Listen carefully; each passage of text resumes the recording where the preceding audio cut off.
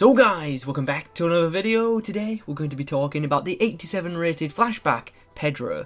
Now, if you completed all the foot swap objectives and SBCs, you'll now be able to complete the SBC to get this guy. In the comments below, let me know what you've done with all your November foot swap cards. Have you saved for this Pedro? Did you get Antonio, Niang or Gilavogi? Or did you use the foot swap items to get some packs? Let me know what you've done in the comments below. Also, if you could leave a like on this video, that would be muchly appreciated, and be sure to subscribe to the channel if you're new around here. Now, before we continue, I just want to point out I'm recording this video at 3 AM, so if I start slurring my words or making weird noises, I do apologise. Anyway, let's chat about this Pedro card. He has some pretty nice in-game stats. In the shooting section, we can see that this guy has 85 finishing and 86 long shots. When you look over at the passing attributes, you notice he's got a really good curve stat as well. When looking at this guy's dribbling attributes, you can see he has really high ratings for his agility, ball control and in-game dribbling. Most of Pedro's technical attributes are above 80, and that is great to see. Unfortunately though, his physical stats are not as impressive. The main physical attribute to note is his strength. This guy only has 52 strength, so yeah, he's pretty weak. Okay, so let's get into some gameplay and chat about how this guy was in matches. We'll start off with something positive.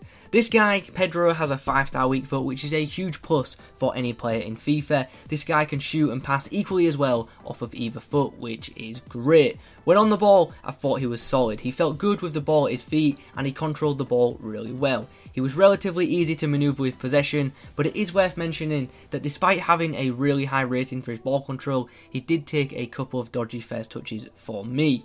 I thought his passing though was absolutely excellent, especially his crossing. He'd whip in some great balls and he should have had more assists. His deliveries are great.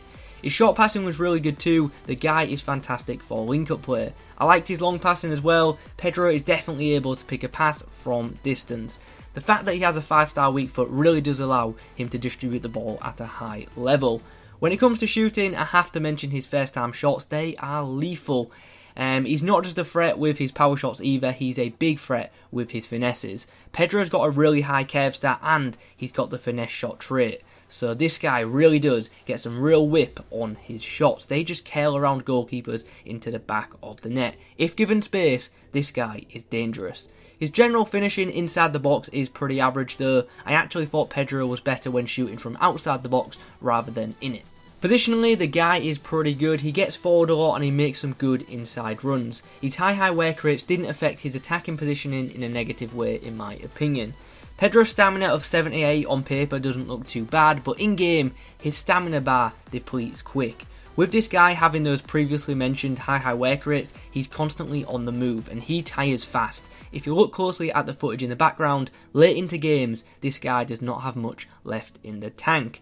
His strength is also a big issue. Pedro is incredibly weak, and that makes him relatively easy to defend against. If a stronger aggressive defender gets hold of him, Pedro will lose possession. If you use this guy, you have to pass and move with him because he's so easily knocked off the ball due to his low strength. Anyway, let's now get into the summary. Overall, what did I think of this Pedro card? Technically, he's great, but physically, he's awful. This guy, when in space, is fantastic, and he is definitely a huge goal threat when on the edge of the box, but he is relatively easy to defend against because he's so weak. Against elite defenders, this guy struggles. I get the feeling that some people will like this card, but some people will absolutely hate it. One question I imagine you guys will ask me is Flashback Pedro better than Player of the Month Lucas? And my answer is, no, I don't think he is better than Player of the Month Lucas. So yeah, guys, those are my thoughts on the 87 rated Pedro. In the comments below, like I've said, let me know if you are getting this card. If you've tried this guy, let me know how he performs for you in the comments below. If you could leave a like on this video, that would be greatly appreciated. Subscribe if you're new to the channel. Guys, thanks for watching, and as always, I'll catch you in the next one.